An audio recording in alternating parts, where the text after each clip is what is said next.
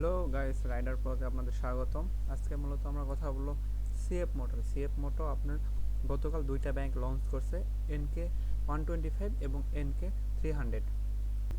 দুইটাই মূলত আপনার নাকেট বাইট। আমরা মূলত আজকে কথা বলবো NK-125 নিয়ে। আমরা আগে লুকিংটা দেখে নিব।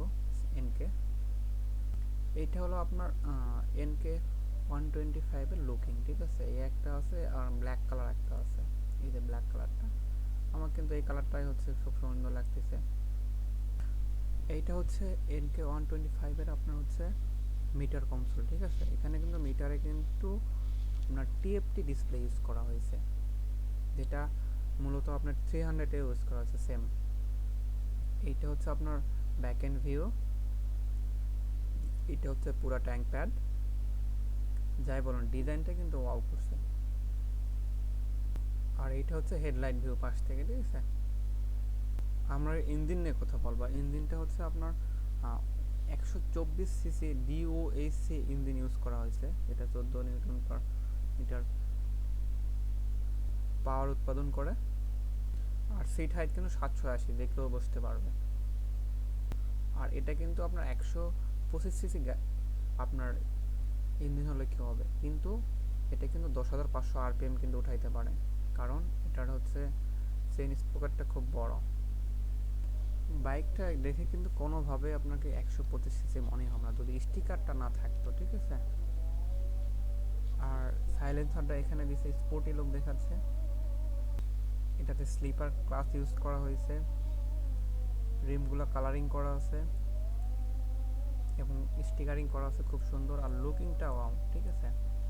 কেউ বুঝতেই পারবে না যে আপনার এটা হচ্ছে 125-এর হচ্ছে সিসি ইঞ্জিনের বাইক। এখন এটার কিন্তু দাম নির্ধারণ করা হয়নি, ঠিক আছে।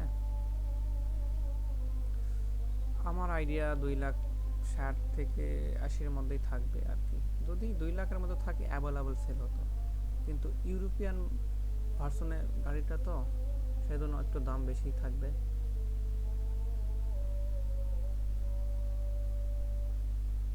তো যদি ছবিগুলো দেখুন কীরকম, এটা হেডলাইট, এটা হচ্ছে আপনার সাইলেন্সার, এটা রাইডার শো লুকিং।